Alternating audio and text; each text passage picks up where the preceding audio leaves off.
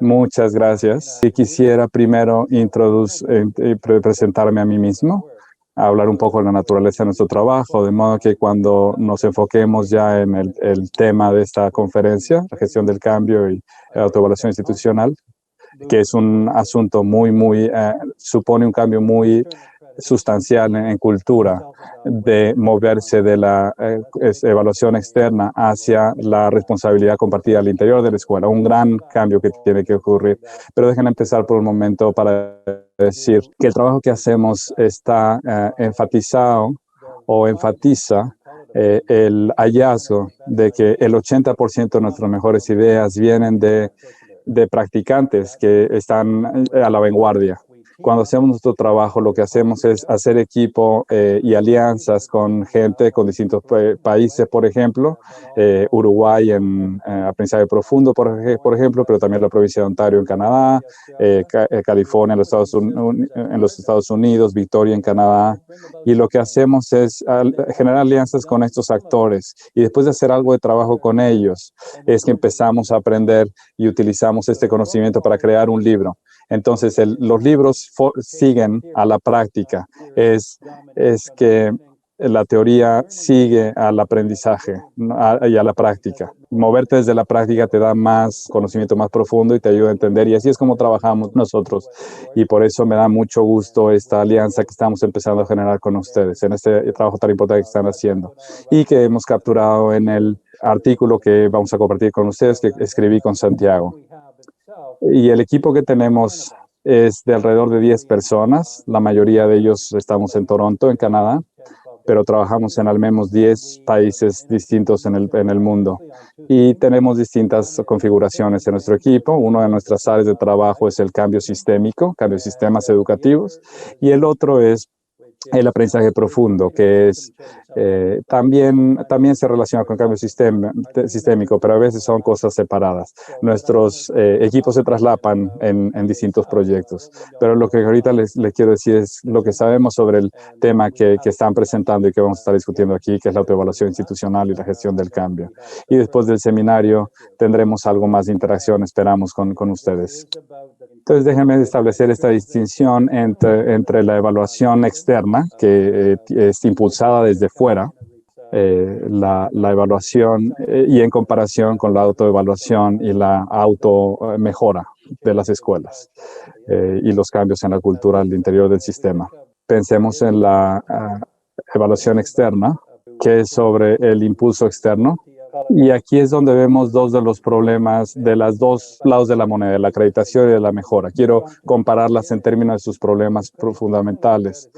La acreditación externa resulta que no es muy fuerte para impulsar la mejora interna de las escuelas. Es insuficiente, es débil para impulsar la mejora interna de las escuelas. Es buena para evaluar, para medir aprendizajes, pero no para promover la mejora de las escuelas. Pero la evaluación para la mejora es útil porque es lo que se necesita para mejorar, pero uno de los problemas es que depende de la capacidad interna que existe en la escuela para hacer el tipo de cosas de las que vamos a estar hablando el día de hoy.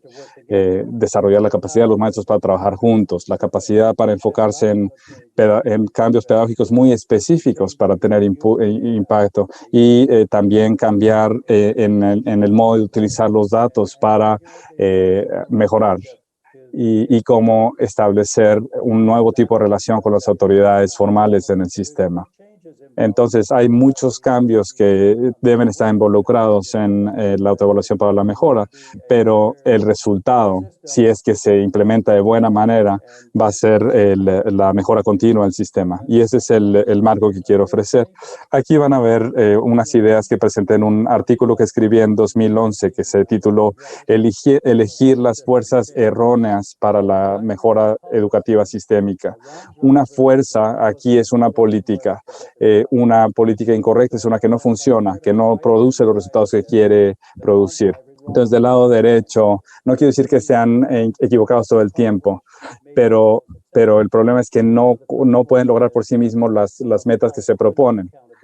La primera fuerza errónea La rendición de cuentas externa, la que viene desde fuera, la que juzga las escuelas y en la que la escuela se encuentra sin tener muchos motivos internos para decir, para saber qué hacer, o quizás no saben siquiera o pueden saber quizá que no les está yendo muy bien, pero no saben cómo mejorar. La segunda fuerza, limitación, la segunda fuerza incorrecta o errónea es enfocar los esfuerzos del sistema en los individuos, en maestros individuales, en líderes escolares individuales. Lo importante es cambiar el grupo, no nada más a los individuos.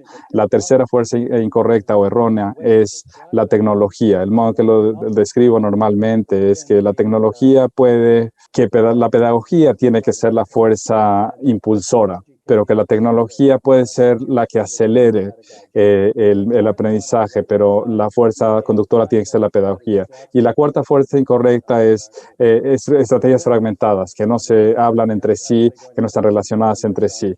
En la charla me voy a enfocar en algunos de estos temas un poco más. En vez de la rendición de cuentas externa, la fuerza correcta es la creación de capacidades. Y lo que llamamos sistemicidad o coherencia sistémica, que no es en realidad en inglés una palabra real en inglés, pero es un buen concepto porque lo que quiere decir es que uno se está enfocando en cambiar el sistema completo. Al hablar del sistema, uno se refiere a las escuelas, las comunidades, nos referimos al nivel intermedio, que pueden ser las regiones o las supervisiones, y luego el Estado o la nación, digamos. Esos tres niveles, la cima, el medio y la base, interactuando entre sí. Y esta es una fuerza correcta en comparación a la sistematicidad, en comparación con las estrategias fragmentadas. Utilizamos este marco que estoy presentando aquí de las fuerzas correctas e incorrectas y con eso creamos un nuevo marco que se llama el marco de coherencia.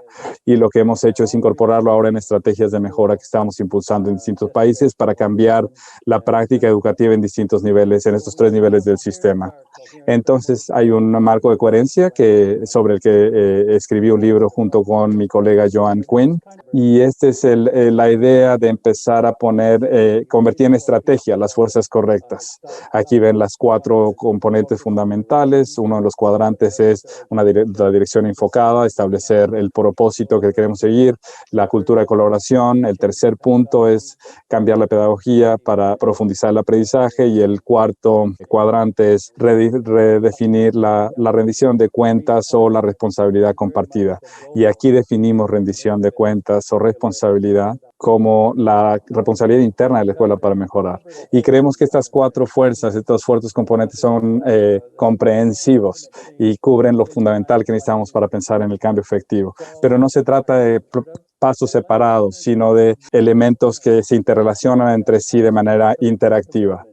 Entonces la idea es cultivar los cuatro elementos al mismo tiempo y que se nutran unos a otros. Es como un corazón que late. Esa es la metáfora, la imagen que quiero utilizar, que tiene estas cuatro cámaras distintas, pero que se relacionan y se comunican entre sí. Y el trabajo de los líderes es hacer latir el corazón en estas cuatro cámaras simultáneas. No piensen en estas como pasos distintos o separados, sino como interrelacionadas entre sí.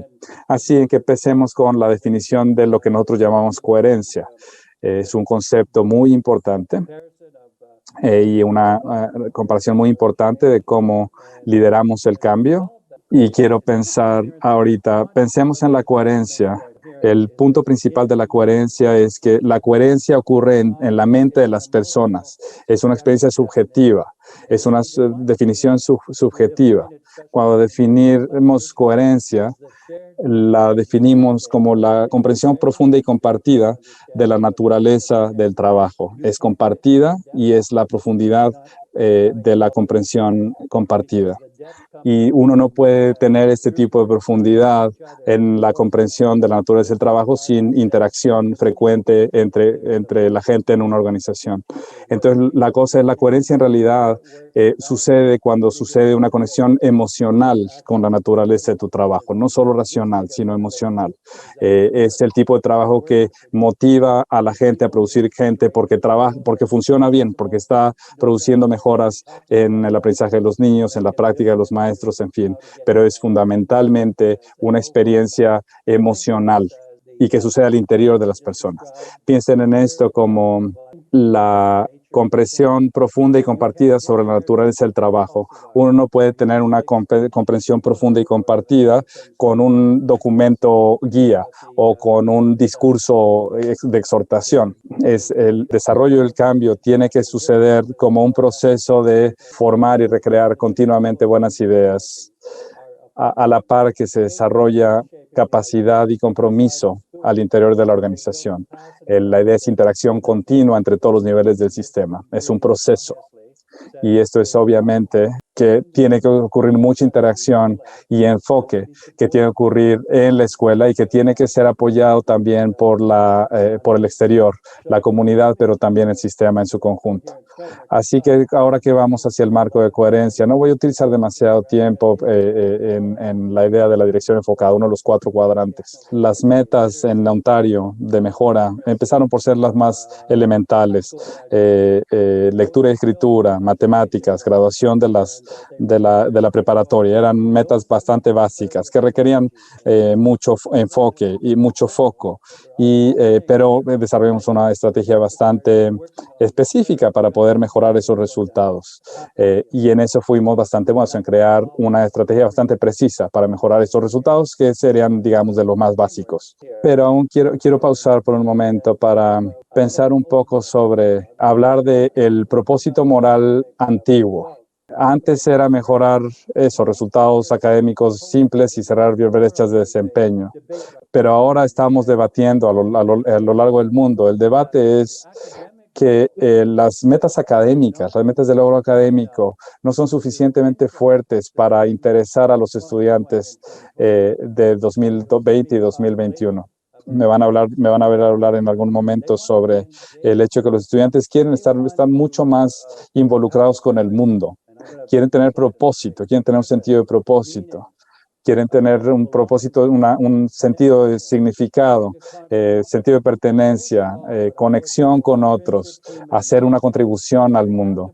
Esos son motivadores humanos y tienen que estar vinculados con la agenda del aprendizaje. Si nada más te basas en resultados de matemáticas y no prestas atención a la motivación interna de los estudiantes, no vas a jalar el interés de los estudiantes. Aún las escuelas más avanzadas, pensemos en Singapur, o en Shanghái, o Corea del Sur, o incluso Canadá, los estudiantes están perdiendo interés porque están tan preocupados con sacar buenas calificaciones en materias académicas. Si se trata solo de lo académico, entonces es importante asegurar que hay desarrollo académico, pero el desarrollo social y emocional de los estudiantes también. Así que vamos al segundo componente, que yo creo que aquí tiene que verse como la fuerza motriz fundamental del cambio, que es la creación de culturas de colaboración.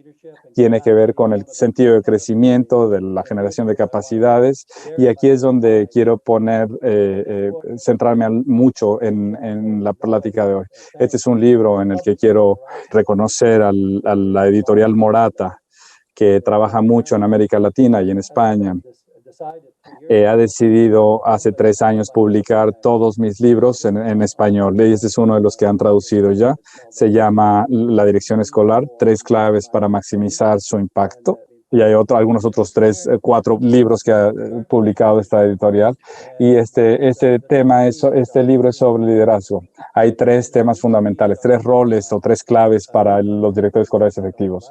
El líder aprendiz, el líder que aprende, el agente de cambio, alguien que puede aprender sobre el cambio en condiciones en que, por ejemplo, hay gente en la organización que no quiere el cambio, cómo lidiar con la resistencia, cómo crear cambio positivo. Y luego también cómo convertirse en lo que nosotros llamamos un actor sistémico. En inglés es un concepto raro, pero básicamente la idea es: tú haces buen trabajo en tu escuela, pero estás consciente que quieres interactuar con otras escuelas para mejorar otros lugares, no nada más el tuyo. Estás consciente de las políticas educativas en tu país y tomas eso en cuenta, tomas conciencia del sistema alrededor de ti y piensas en tu papel, no nada más como quedarte en tu propia organización, sino contribuir al desarrollo del sistema en su conjunto. Y aquí es donde vamos a empezar a hablar con más especificidad sobre la buena investigación educativa. Y lo que quiero enfatizar es que mientras vamos haciendo este trabajo, tenemos que ser cada vez más específicos, volvernos cada vez más específicos o precisos Tenemos que ser precisos alrededor de la evidencia que tenemos, de los datos, como se decía en la introducción. Tenemos que estar basados en evidencia, pero tenemos que evitar la prescripción. Lo importante es la precisión, pero no la prescripción. Prescripción es decir a la gente qué tiene que hacer. La precisión es entender las especificidades que se requieren para el cambio. Este es algo de la investigación que hizo Vivian Robinson, nuestra colega en Nueva Zelanda. Y lo que hizo fue estudiar el rol de los líderes escolares, y lo que trató de hacer es entender cuál es el impacto de los líderes escolares en el aprendizaje de los niños. Y lo que hizo fue identificar algunas de las prácticas de liderazgo escolar que tienen más impacto en el aprendizaje de los estudiantes. Recuerden, esto es el trabajo que hacen los líderes para mejorar el aprendizaje de los estudiantes. Y aquí lo que hace es mostrar magnitudes de los efectos de cada una de estas 5 prácticas de liderazgo que tienen impacto en el aprendizaje. Algo similar a lo que hizo John Hattie con su estudio de aprendizaje visible, con la idea de hacer un meta-análisis de todos los estudios que se habían compilado en 15 años sobre las prácticas de los maestros con mayores impactos en el aprendizaje de los niños. Y lo que dice John Hattie es que un efecto de punto 4, punto 40, es un efecto que vale la pena ver, que tiene un efecto importante. Si se dan cuenta, 4 de estos 5 prácticas no son muy fuertes, no son demasiado fuertes. O sea, si las haces por sí mismos no vas a tener buen impacto. Establecer metas y expectativas, por ejemplo, tiene efecto de punto 42, significante, pero no increíble. Gestionar recursos estratégicamente, tener nuevos materiales, en fin. Otro con efecto moderado. Asegurar la calidad de la enseñanza. De hecho, punto 42 de nuevo. Esto pareciera que debiera ser el aspecto ganador, la práctica ganadora, pero el efecto sigue siendo bastante modesto. El problema es que solo si te enfocas en el desarrollo individual de los maestros, el trabajo no va a ser lo suficientemente fuerte, porque es el desarrollo del grupo, la combinación de los maestros trabajando juntos, lo que hace la diferencia. Y por eso es que vemos en el número 4 el gran triunfante, la práctica con mayor impacto en el aprendizaje de los niños, la práctica de los líderes con mayor impacto del aprendizaje de los estudiantes. Cuando el líder participa como aprendizaje en el proceso de mejora de los maestros, los directores tienen que aprender este nuevo papel de cambiar de su rol más de gestor, de administrador, a un rol que está más enfocado en su función como aprendiz, como alguien que aprende junto con los maestros. Un gran cambio que se requiere. Este es un gran cambio que se requiere de los directores, que va a requerir mucho apoyo. Estos 5 prácticas de liderazgo son importantes, pero hay que enfatizar la 5ª porque es la que tiene más impacto. Aprender junto con los maestros a la par que los apoya para mejorar. Con Andy Hargreaves aquí presento este libro que escribimos en 2012, que se llama Capital Profesional. Este también está disponible en español, lo tradujo Morata. Capital es una palabra un poco rara, incluso en inglés, pero capital, entendámoslo como un recurso, algo que inviertes, y que si inviertes en él tienes un buen retorno, digamos, te regresa, tienes mejor. Si inviertes, ganas. Esa es la idea. Y la idea es que hay 3 formas. El capital profesional consiste en 3 formas de capital. Uno es el capital humano, que es la calidad del individuo; la capital social, que es la calidad de las interacciones en un grupo; y el capital decisional, lo suficientemente potentes para mover el sistema en su conjunto. Y por eso es que el capital social es tan importante.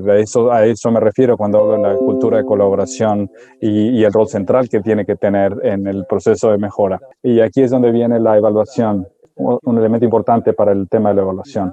No es suficiente el capital social y el humano, sino que tienes que tener acceso a evidencia y capacidad para analizar esa evidencia, para tomar las decisiones correctas basadas en el mejor juicio profesional disponible. Y por eso es que incorporamos esta tercera forma de capital, el capital decisorio, la habilidad y la experiencia para tomar buenas decisiones basadas en evidencia y en el mejor juicio profesional disponible a un grupo en particular. Si tienen oportunidad de leer este libro, describimos los fundamentos fundamentos para el proceso de mejora, el capital profesional. Creo que es un libro que vale la pena que revise cualquiera que eh, quiera ver los aspectos fundamentales que tienen que considerarse al tratar de desarrollar iniciativas como la autoevaluación institucional. Voy a regresar con John Hattie ahora. Además de medir, digamos, variables individuales, como los maestros, por ejemplo. Hablamos con él hace unos 8 años y le preguntamos si podría empezar a tomar mediciones de aspectos colectivos. Por ejemplo, los maestros trabajando juntos. John Hattie dijo, sí, lo podemos hacer, y luego lo hizo y encontró a lo que llamó eficacia colectiva, o al enfocarnos en la eficacia colectiva, que lo diga en inglés, tenemos en unos distintos términos que significan más o menos lo mismo. Uno es eso, eficacia colectiva, profesionalismo colaborativo o autonomía interconectada. La idea fundamental es que los grupos de maestros mejoran su capacidad de producir buenos resultados como equipo. John Hattie, que es el investigador principal en el libro Aprendizaje Visible, cuando él examinó este concepto de eficacia colectiva, cuando examinó la evidencia, encontró que este factor por sí solo tiene un impacto increíble en el aprendizaje de los estudiantes. Es 1.57, que es un efecto de gran magnitud estadísticamente hablando, que es una medición de impacto del trabajo de los maestros en el aprendizaje de los estudiantes cuando trabajan juntos. La pregunta entonces es, ahora que sabemos la magnitud de este efecto, es ¿qué es lo que esto significa en concreto? ¿Cuáles son los elementos de la eficacia colectiva? Y todos estos 4 elementos son importantes. Son 4 elementos que interactúan entre sí. Y no es una lista separada de elementos separados. Uno es la creencia compartida entre los maestros de que pueden hacer una diferencia con todos los estudiantes que tienen. El otro elemento es esta es la expectativa de los maestros que dicen, soy líder del líder de la escuela, que dicen, conocemos a los estudiantes y sabemos que podemos mejorar sus resultados y su aprendizaje. Y esto lo hacen, y este es el segundo punto, porque utilizan como símbolo principal evidencia e impacto. ¿Qué impacto están teniendo sus prácticas? El tercer elemento de la eficacia colectiva es que existe en la escuela una cultura de colaboración para implementar estrategias de alto rendimiento, básicamente estrategias basadas en lo que sabemos sobre las prácticas pedagógicas más efectivas. Y después el asunto del liderazgo. Esto es lo que dice John Hattie, Vivian Robinson. Lo que hace que esto funcione es que los líderes participen como aprendices en la colaboración para mover hacia adelante la escuela. Aprenden, facilitan, posibilitan el trabajo de aprendizaje y colaboración de los maestros y de mejora de los maestros. Y luego hay un concepto que desarrollamos recientemente, y esto es del trabajo que con Santiago, el traductor, el que está haciendo traducción ahorita, Santiago Rincón Gallardo. Es mi director de investigación, vive en Toronto también, él es de México. Se graduó de estudios doctorales con Richard Elmore, ha trabajado conmigo por 5 años como director de investigación de nuestro equipo, y hacemos mucho trabajo en América Latina. Y uno de nuestros conceptos favoritos ahora nuevos es la autonomía interconectada. A lo que nos referimos es que hay que valorar la autonomía individual de los maestros, pero no debes estar aislado. Tienes que conectar con otros maestros, tienes que conectar con tus líderes, tienes que conectar con el exterior de la escuela, con los padres, con la comunidad. La importancia de la autonomía interconectada es que uno conoce bien su trabajo, pero colaboras y te conectas continuamente con otros para mejorar, para aprender. Si se dan cuenta, estamos haciendo está habiendo mucho progreso, no solo en describir la colaboración, sino también empezar a establecer de manera muy precisa en qué consiste la colaboración efectiva y cómo se ve en la práctica. Así es, aquí es como hacemos la idea de colaboración profesional. Ahora voy al trabajo que ha hecho Andy Hargreaves y Michael O'Connor. Hicieron un libro que se llama Profesionalismo Colaborativo. Es un libro que muy compatible con los nuestros, también que ha publicado en español Morata recientemente, en español, y que confirma lo que estamos haciendo. La idea de que el trabajo involucra el cambio de la cultura de las escuelas y los sistemas educativos. No es nada más sobre dar tallercitos o talleres de capacitación, sino la creación de la interacción productiva entre el grupo en el día a día. Esta es la comparación entre de la cultura antigua, lo que está en la columna de la izquierda, y la importancia es cambiar hacia los aspectos que están en la columna de la derecha. Y esto requiere mucho más liderazgo de los directores de las escuelas y mucho más trabajo conjunto con los estudiantes para cambiar la naturaleza del rol de los estudiantes en su propio aprendizaje. La colaboración eficaz, a final de cuentas, mejora tres cosas. Mejora y profundiza el aprendizaje de los estudiantes. Estamos hablando de investigación aquí. Mejora y profundiza el aprendizaje de los estudiantes. Es uno de sus resultados fundamentales. La colaboración eficaz fortalece la capacidad profesional de los educadores y de los líderes y también contribuye a la mejora del sistema educativo en su conjunto. La idea es influir no nada más lo que pasa dentro de tu escuela, sino también lo que sucede en otras escuelas y en el sistema. Aquí entonces lo importante es que no es nada más asunto de cambiar la cultura de la escuela. Eso es importante, pero también hay que cambiar la cultura del sistema. Hay que cambiar la naturaleza de las interacciones entre escuelas entre sí, pero también entre las escuelas y las estructuras de liderazgo y las políticas educativas. Santiago y yo hicimos un artículo en 2016. Ahora hemos hablado sobre la colaboración como algo que sucede solo al interior de las escuelas, pero el punto que queremos hacer ahorita es que también es importante desarrollar colaboración entre las escuelas y que esto significa que las escuelas no nada más tienen que estar cambiando una por otra, sino tienen que estar en redes de escuelas para alimentarse unas a otras en los procesos de mejora y en el cambio cultural que requieren llevar a cabo. Aquí están varios de los elementos fundamentales, aspectos fundamentales de la colaboración eficaz en las redes de escuelas. Lo primero es que se enfoca en el aprendizaje y la pedagogía.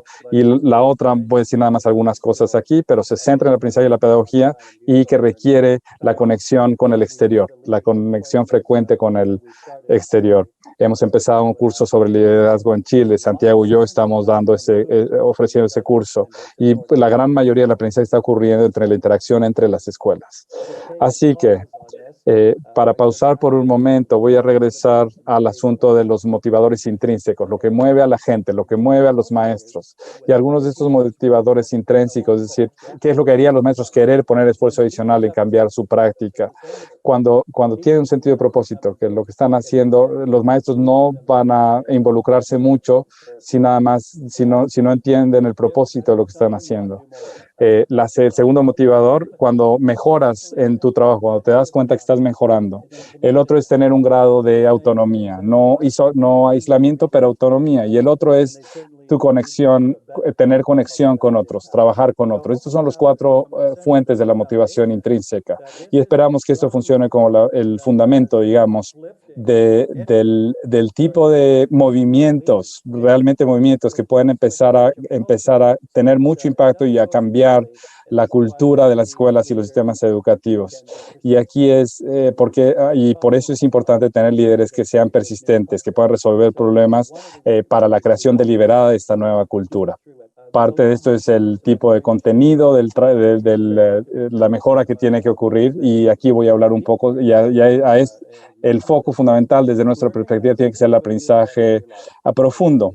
Y al definir esto nos referimos a aprendizaje profundo como el aprendizaje que se queda contigo por el resto de tu vida. Hemos estado impulsando este tipo de aprendizaje con muchas escuelas en 8 o 10 países. Hemos escrito un par de libros al respecto. Uno se llama Nuevas Pedagogías para el Aprendizaje Profundo y otro se llama Inmersión en Profundidad. Les voy a dar una visión general por ahora, muy general. La cosa es, queremos tener la suficiente complejidad para cubrir todos los aspectos fundamentales, pero también del modo más simple posible. Lo que les voy a mostrar, el modelo que les voy a mostrar tiene tres componentes. Uno son los resultados que queremos obtener, a los que llamamos las 6 competencias globales.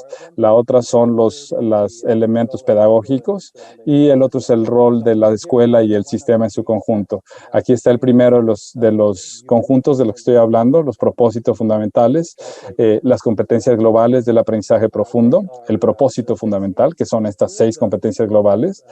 2 de ellas son relativamente nuevas. Ellas son carácter y ciudadanía. Todas estas 6 competencias en nuestro trabajo hemos desarrollado herramientas, rúbricas que ayudan a crear y a cultivar estas 6 competencias globales. Estas 6 competencias globales en combinación ofrecen algo muy estimulante para los estudiantes. Les da sentido, les da propósito, les da el sentido que están contribuyendo al mundo. Y sabemos nosotros que los estudiantes tienen que aprender a hacer esto cada vez más efectivo. Y en un momento les vamos a mostrar un video que ejemplifica este tipo de trabajo en el caso de Uruguay. Ahora, para hacer realidad las 6 competencias globales, es importante tener los pilares del aprendizaje profundo. Las prácticas pedagógicas es la primera, un rol nuevo para los maestros que debe ser más proactivo. Las alianzas de aprendizaje, trabajar con otros aliados, los padres, con la comunidad, con los propios estudiantes. También el entorno de aprendizaje es el tercer pilar de estos 4 entornos de aprendizaje. Y finalmente, apalancar las herramientas digitales para acelerar, para profundizar el aprendizaje. Otra vez, aquí lo que estamos ofreciendo es precisión sin prescripción. El modelo completo está mostrado aquí. Al centro está el aprendizaje profundo, las 6 competencias globales. Luego están los 4 pilares, digamos, del aprendizaje profundo. Y en el tercer círculo están las condiciones al interior de la escuela y al interior del sistema escolar que son necesarias en las escuelas, en el distrito, en los sistemas escolares para apoyar este tipo de trabajo. Al poner estos elementos en conjunto, lo que quiero hacer ahora es mostrarles un video que tenemos de un ejemplo del trabajo en Uruguay.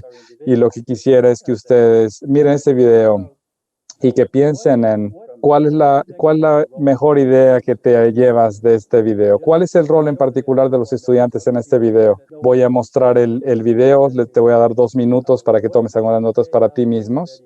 Y la pregunta es, ¿qué tomas de este video que te pareció inspirador, que te pareció que era una buena idea? Escuchemos esto ahora.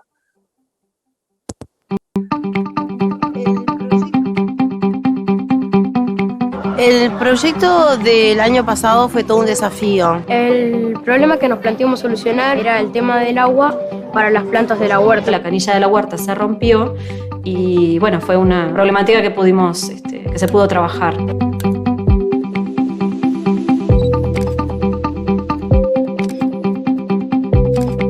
Decidimos juntar el agua que caía de los techos. El agua de la lluvia se junte y después la podamos usar para la huerta. A partir de allí surgió la idea de empezar a investigar en la escuela cómo cae el agua de lluvia, cómo cae en el sector donde hay techos.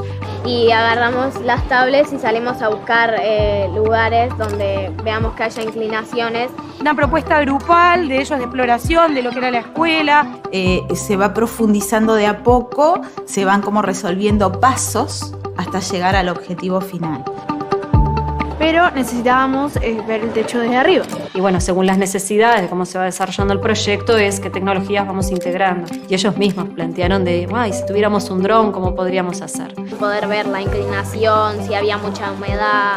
Primero programamos con bloques de papel y después con las tablets. Tomamos la foto en la huerta y arriba del salón. Si nosotros tenemos que investigar cómo es la caída de agua, vamos a precisar una maqueta donde se pueda probar esa caída de agua. Primero comenzamos a medir la clase. Medimos distancia y altura, el largo de los 2 salones juntos. Y buscando alternar algunos instrumentos más convencionales con otros distintos, como por ejemplo sensores físico-químicos. Y después eso lo transformábamos a escala. Y ahí armamos el prototipo de una canaleta. Una canaleta que esté más alta para así llevarla al tacho. Todos los conocimientos que implican el uso de la huerta, lo que es geología, biología, también en matemática, porque hicimos las maquetas de los salones, tuvimos que dibujar a escalas. Todos esos conocimientos que aparecen en el programa, ellos los hacían y los trabajaban, los incorporaban sin darse cuenta. Un problema que surgió fue que entraba la mugre, como las hojas y los bichos, en el recipiente al agua y la podría ensuciar, contaminar. Queríamos hacer como un filtro. Varios tuvieron varias ideas. Era como una especie de almacenamiento, un plato con hoyitos para que pasase el agua, pero no lo demás. Y tuvimos que pensar un prototipo que gire como una paletita y saque todo para afuera. Esa parte la automatizábamos con unos kits de robótica llamados Fisher. Entonces era como girarlo así y corría las hojas que quedaban en el filtro. Implicaba ensayo y error, o sea, equivocarse, volver a empezar, cambiar, modificar. El error se habilita como un evento más dentro del proceso de aprendizaje, no se toma nunca como un fracaso. El plantear un problema e introducir una tecnología en beneficio de ese aprendizaje fue fantástico. Ellos vieron que realmente es una herramienta de trabajo y no solo un entretenimiento. Potenciando el pensamiento lógico, el pensamiento analítico y todo lo que es el pensamiento crítico, que es una de las cosas a las que apuntamos fortalecer. Al ellos encontrarse seguros y confiados en su trabajo, y lograron también progresos en el resto de las áreas de trabajo. Que me gustó que pudimos compartir distintas ideas. No dimos solamente la opinión de uno, sino que de varios. Porque todos tenemos ideas y no somos todos iguales. Sacar individuos capaces de convivir, de opinar y respetar la opinión del otro.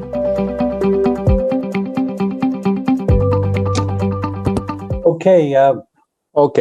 So I just gave you 2 minutes. Make a note for yourself. Les quiero dar 2 minutos nada más. Tomen nota para ustedes mismos. Antes de que entrara el aprendizaje profundo en esta escuela, los niños estaban además tomando notas en sus cuadernos, lo que les decían los maestros, y 2 años después puedes ver el tipo de trabajo que están haciendo los estudiantes. Toma 2 minutos para anotar tus reflexiones sobre qué es lo que aprendes aquí sobre el rol de los estudiantes. Vamos a dar 2 minutos para hacerlo. Pon por escrito qué te llama la atención, qué aprendiste del video y qué aprendiste sobre el rol de los estudiantes en el aprendizaje, en esta experiencia. Ok, han pasado ya estos 2 minutos y ahora quiero ir rendición de cuentas y liderazgo. Aquí vamos al cuadrante de rendición de cuentas, la idea de la responsabilidad interna del grupo y la rendición externa de cuentas. Las dos son importantes, estos 2 aspectos son importantes, pero lo importante y el cambio tiene que ser hacer de la primera la fuerza conductora del cambio. El desarrollo de lo que llamamos responsabilidad interna. Esto viene de la investigación de Richard Elmore. Santiago, de hecho, fue el supervisor de la tesis doctoral de Santiago, un investigador extraordinario. Esto es lo que él dice: ninguna cantidad de rendición de cuentas externa será efectiva en ausencia de la rendición de cuentas interna, la autoevaluación. Es decir, puedes construir la parte externa lo más que puedas, pero eso no va a tener impacto interno a menos que desarrolles la capacidad interna, la responsabilidad interna del equipo, de los maestros. Estos son los asuntos de los que hemos estado platicando. Algunas de las condiciones para la responsabilidad interna, la capacidad que tiene que cambiar al interior de tu escuela tiene que incluir estas. Uno es especificidad. Ser específico sobre qué se está haciendo en términos pedagógicos y los resultados. Tiene que haber transparencia al interior de la escuela, es decir, saber todos qué es lo que está pasando en relación con la enseñanza y los resultados, especialmente la transparencia al interior de la escuela, pero también la transparencia hacia la comunidad, transparencia a los resultados. El tercer punto fundamental, condición fundamental, la ausencia de juicios, que la idea es mirar a las prácticas y los resultados y en vez de juzgar y decir esto está mal, tienes que cambiar tus cosas, porque si haces esto lo que haces es interferir con la motivación para aprender de la gente que tiene que desarrollar el trabajo. Entonces tienes que capacitarte para para que cuando ves cosas que no te están gustando mucho, no son completamente como te gustan, no las juzgas inmediatamente para que tratarlas de cambiar, sino que ofreces apoyo y ofreces más bien el cuarto elemento, que es confiar e interactuar. Confías en la gente, pero no los dejas sueltos, sino que interactúas con ellos, y los más líderes entonces participan como aprendices en la interacción con ellos para ir aprendiendo juntos. Esa rendición de cuentas, esa final de cuenta, lo mismo que mejora. Es casi idéntico. La buena rendición de cuentas, la buena responsabilidad interna y la mejora son fundamentalmente lo mismo. Vamos a revisitar ahora la rendición de cuentas externa. El rol de la rendición de cuentas externas hay que usarla de manera selectiva, es decir, solo cuando es necesario, no usarla todos los días o de manera tan prominente como antes, sino de manera más selectiva. Sí, cuando hay resultados son muy básicos, muy bajos de manera crónica, si hay malos manejos o se está haciendo algo ilegal, desde luego que es mucho más importante la rendición de cuentas externas, pero solo de manera selectiva. El segundo aspecto fundamental que considerar es que hay que desarrollar una relación bidireccional entre el sistema interno de la escuela y el sistema escolar externo, el sistema educativo externo. Y el tercer punto que quiero señalar es que hay que pensar en las herramientas de rendición de cuentas no como unas armas para empuñar, para atacar a las escuelas, sino como culturas que hay que construir. A utilizarlas para construir nuevas culturas, que la herramienta sea para construir nuevas culturas, pero no para castigar o atacar a las escuelas. Una cosa más que decir, el matiz, el liderazgo atento al matiz, es un concepto bastante sutil, pero hay algunas cosas que hemos estado tratando de cubrir. El libro, de nuevo, está publicado con Morata, el matiz, porque algunos líderes fracasan y otros triunfan. Trata sobre confiar e interactuar con la gente y sobre conocer tu impacto. Y aquí ofrezco una diferencia entre los líderes que, digamos, sean superficiales y los líderes atentos al matiz. Hay líderes que pareciera que están haciendo las cosas correctas.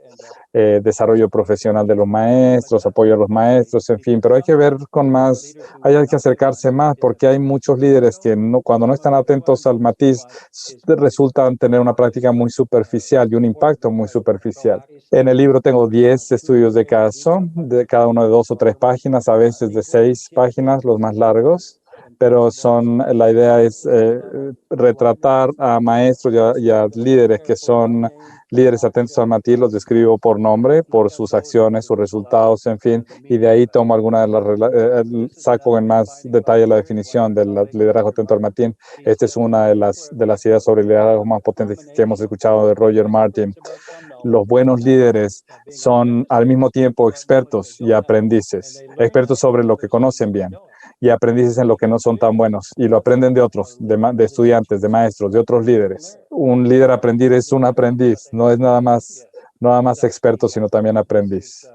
Esta es una definición de liderazgo que es de uno de los mentores más fuertes de Santiago, Marshall Gans, de la Escuela de Gobierno de Harvard, que define el liderazgo como aceptar la responsabilidad de ayudar a otros a alcanzar un propósito común en condiciones de incertidumbre, no nada más tú mismo, sino al interior del propio grupo, que el grupo aprenda a hacerlo.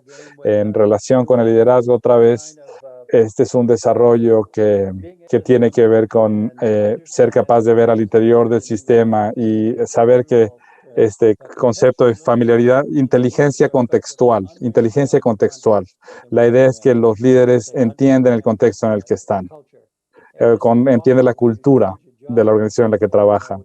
Por eso cuando entiendes esto, lo que sucede es que cuando cambias de contexto, cuando te vas a una escuela nueva, automáticamente quedas deshabilitado hasta cierta extensión. Lo que quiere decir es que no conoces el nuevo contexto, no lo conoces y entonces estás deshabilitado. Y parte del trabajo que tienes que hacer es conocer el contexto, conocer la cultura para poder ser efectivo. Tienes que convertirte en aprendiz nuevamente en vez de venir nada más e imponer tus ideas porque crees que van a funcionar y porque crees que tienes las respuestas. No hagas esto. Más bien ten algunas respuestas para algunas cosas, pero también sé un líder que demuestra la práctica de aprender, y con eso desarrollas una cultura y el aprendizaje y el propósito compartido. Esto es el asunto de propósito compartido, sobre qué es lo mejor que aprende uno de los líderes del campo de los negocios. Una de las cosas más importantes que aprendió es que tu trabajo como líder es tener la razón al final de la reunión, no al principio de la reunión. Es decir, no es llegar con la idea al principio y tratar de convencer a otros, sino ayudar al grupo a darle forma a la idea, de modo que al final es cuando tienes la razón, pero no al principio. Y esta es una observación importante que consideramos al pensar en el liderazgo y la importancia que es mejorar continuamente las situaciones en las que estás. Y aquí están algunos de los aspectos fundamentales de los líderes con Matiz. Los invito a leer el libro y tomen las lecciones que se presentan ahí. Espero que esta presentación que estamos dando el día de hoy les va a ofrecer un estímulo, que va a estimular su reflexión, pero es necesario ir en más profundidad y tomar acción.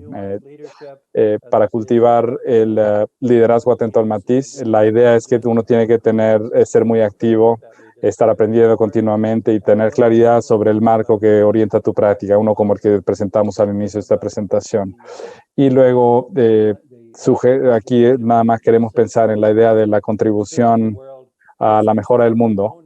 No solo, el trabajo que tienen que hacer ahora no es solo sobre tu organización, sino sobre mejorar el mundo. De eso se trata. Queremos pensar más en esta idea, que es cámbiate a ti mismo, cambia tú mismo y cambia el sistema. La idea es, estás consciente que tienes que cambiarte a ti mismo. Si no empiezas contigo mismo, no puedes esperar que otros lo hagan. Pero mientras más personas hacen esto, mientras más se combinan entre sí, trabajan entre sí, mejores van a ser para afectar la organización entera y desarrollarse a partir de eso.